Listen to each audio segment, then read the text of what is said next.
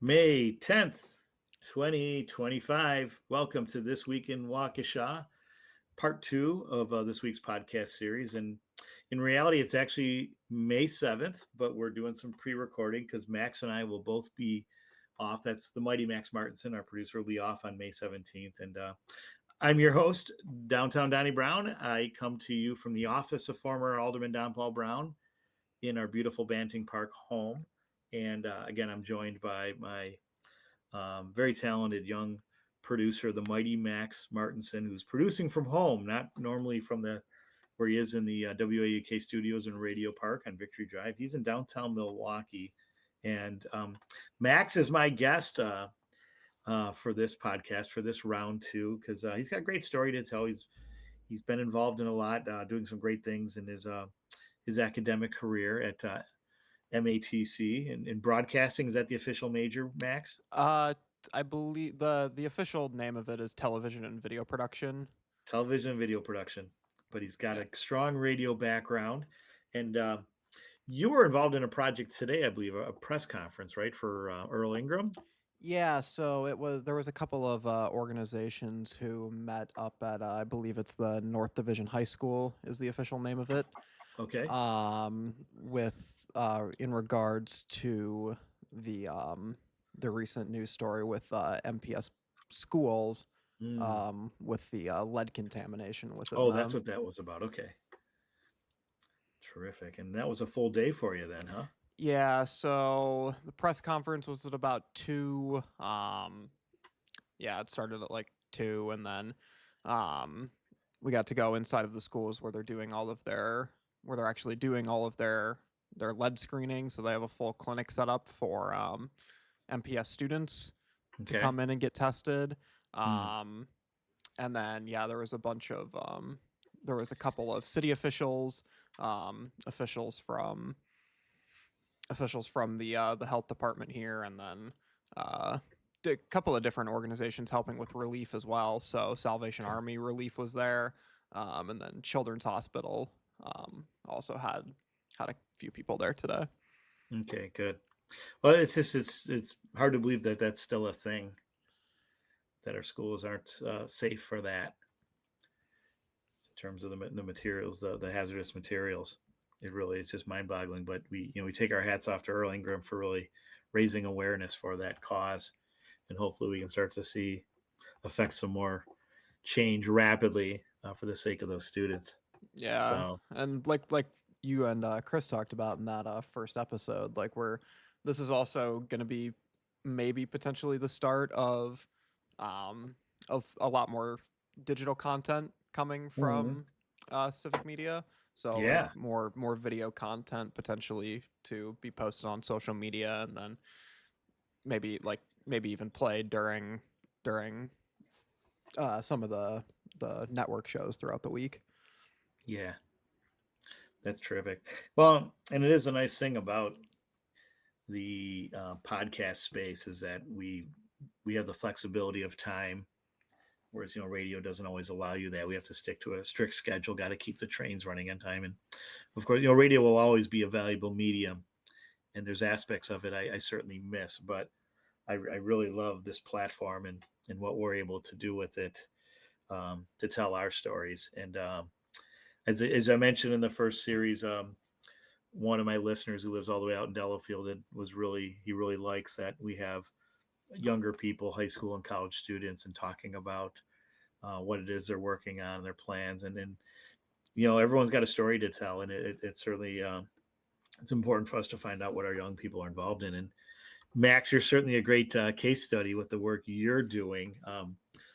Max invited me to participate in a project he was doing with the Milwaukee Admirals. It was a half-hour show, a kind of a showcase, a highlighting all the wonderful things that the Milwaukee Admiral hockey team does for Milwaukee and for its fans. And I was really grateful to be a part of that opportunity. And Max, how was it for you? It was a lot of work that went into it. Yeah. That show was I don't remember the exact date of when that show was recorded. I know it aired sometime last month. Um, but yeah, it's the project itself started way back. I mean, the first contact was made before the start of the year for Okay. that. And the first frame I ever filmed for that project was January 6th. Wow. So the day before my birthday. I was actually there the day after on my birthday, Yeah. doing some more filming with them for that. So Sure. I mean, the whole process itself, they were super accommodating with pretty much everything that I needed. Um, and I do think that the stories that I was able to tell were pretty captivating, especially the one with the players. Um, Yeah. the main goal was to pretty much like feature the team in a sense that obviously everyone in Milwaukee knows about the Bucks and the Brewers, Right. but like because the Admirals aren't a major league team, they don't get the same amount of attention. But with that being Mhm. said, they're like right now they're in the regular season they were I think they were the number one seed in their in their conference or division or Neat. um so yeah, they're a very successful team. I Sure. think last I checked they went down 2-0 in their in their second round of the playoffs. Oh, that's too But bad. but yeah, it was a pretty awesome experience just getting to work with, because I do potentially still want to go into sports broadcasting for a Yeah. career. So Sure. it was nice to also kind of see some of the work that goes into that. Yeah. Obviously the stuff that I was doing was more story focused.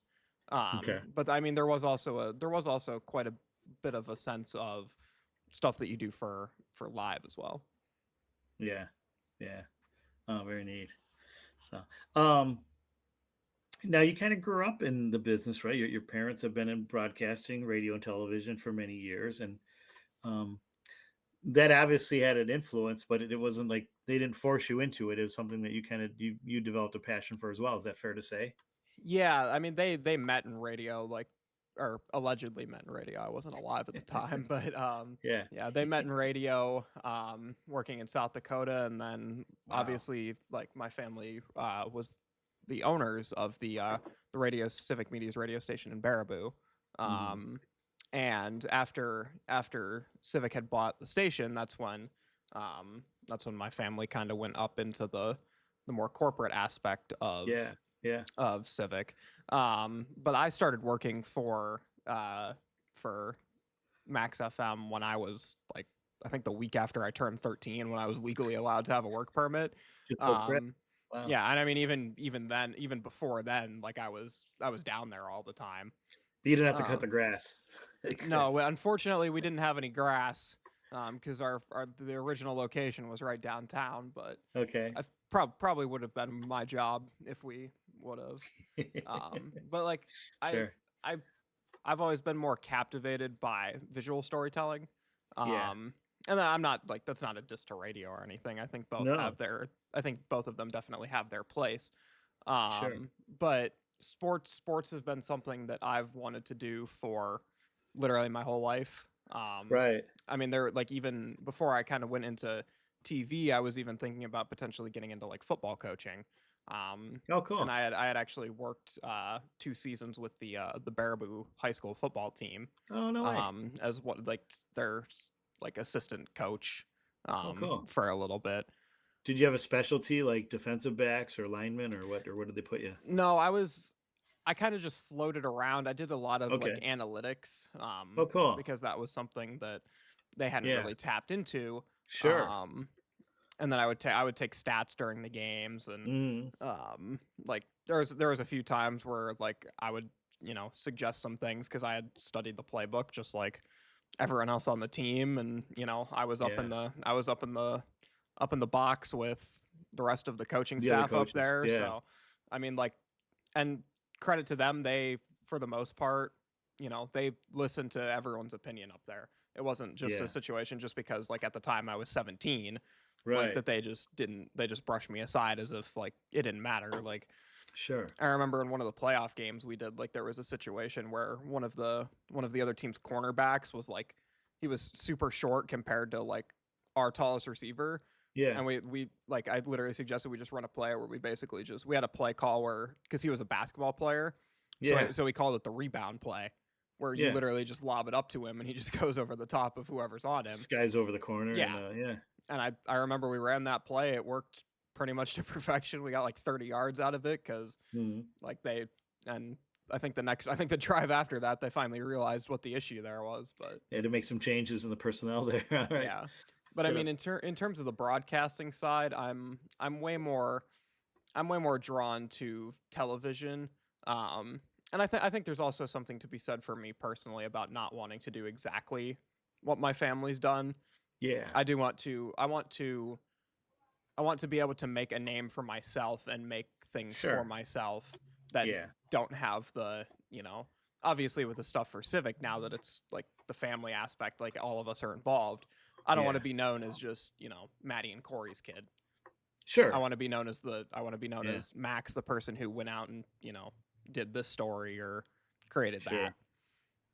Well, and I said, in my opinion, is that I think you are making your own name for yourself. And I don't know if you knew this, but after we got when I was involved in the Admirals show production, as I was driving home, um, your dad Corey had texted me and said, thanks for doing that. It literally, I guess he was watching it live or something, and he was really impressed. And so, I mean, that's got to feel good for you, though, that they like. I would think that they're very proud of the work you're doing and know that you kind of are your own. You're not a boss's kid. You're kind of making your own Yeah. way in the world. I do hope that. I think obviously, I mean, I'm not gonna speak for them, but Yeah.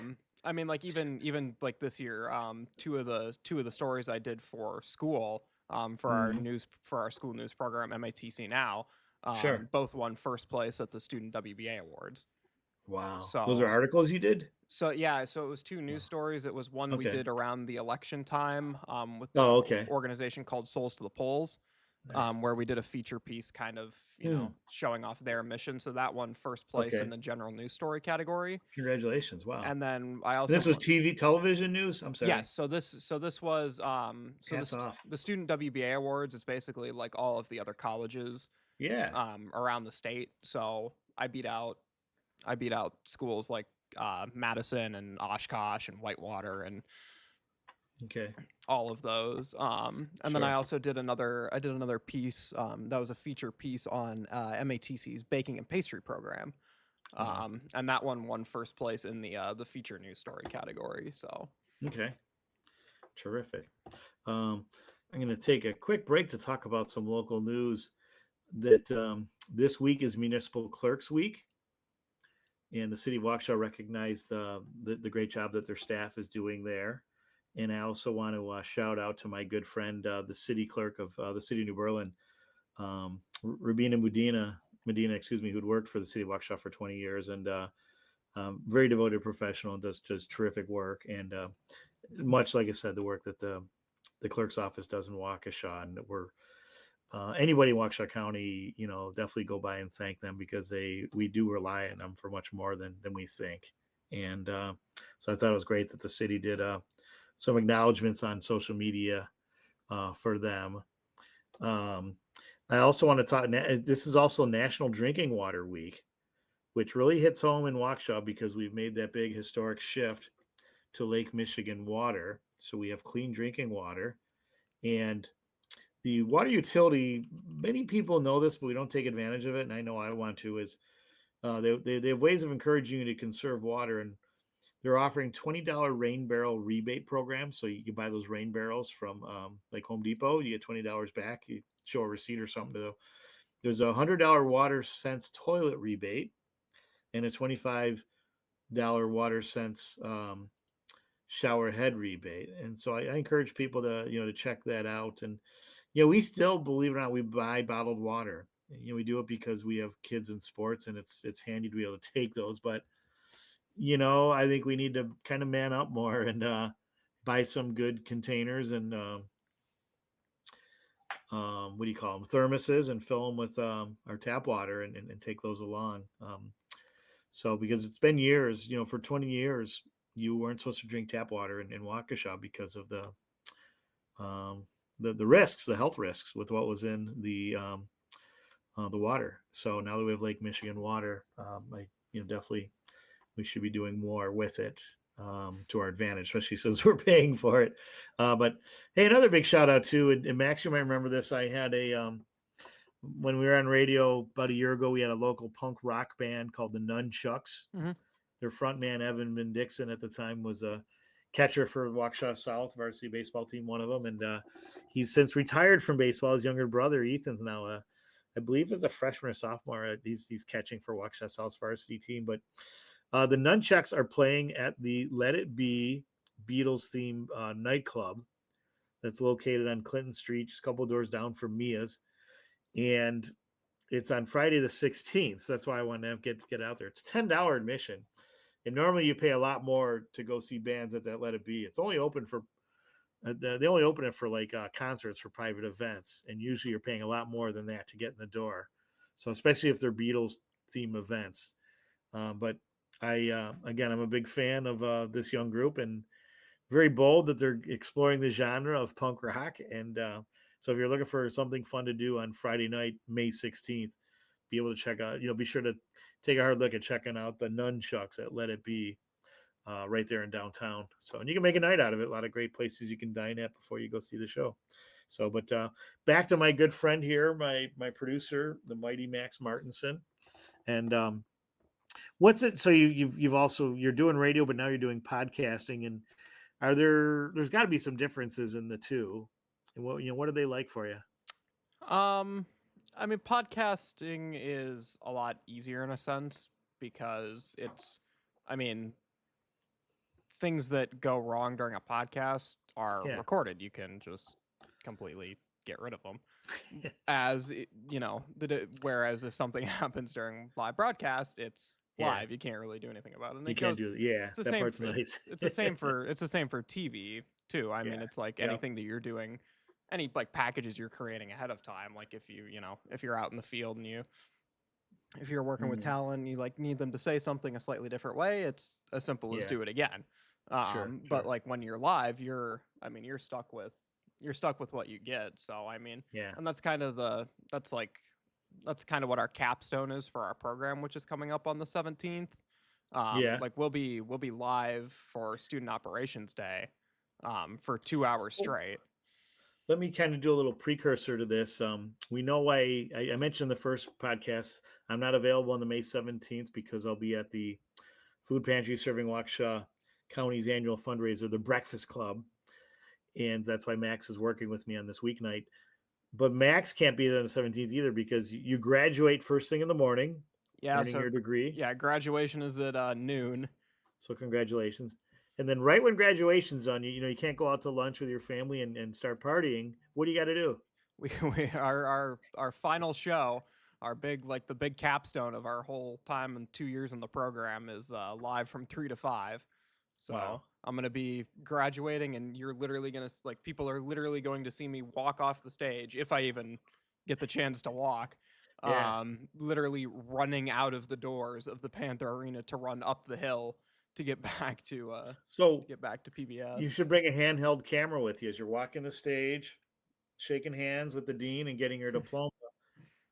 You maybe taking a minute to hug mom and dad and then go running out the door up the hill. That'd be a really cool effect, Yeah, we are actually doing a package for graduation, so we're gonna have Milwaukee Mayor Cavalier Johnson on as one of our studio guests.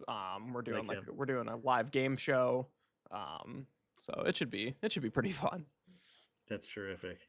Oh, great. Well, obviously very proud of you and very grateful for the work that we've been doing together.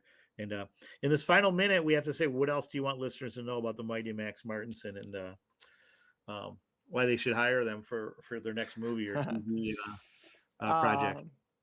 I'm one of the hardest workers that you'll find. Obviously, everyone in my program is fantastic. No doubt.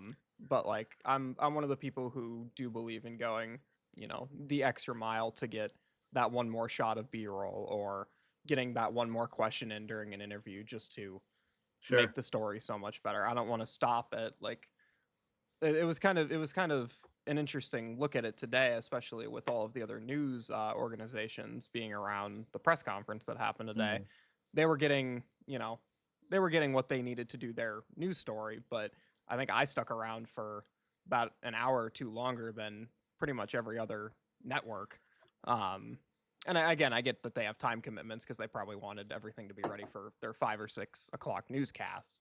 But I Mhm. was there. I like having the ability to craft a better story rather than just getting it out because it's happening. Sure, sure. Terrific. The mighty Max Martinson. I'm the one who calls him that, by the way. It's a ripoff of Bruce Springsteen's drummer, Mighty Max Weinberg, who's the drummer on the Conan O'Brien show.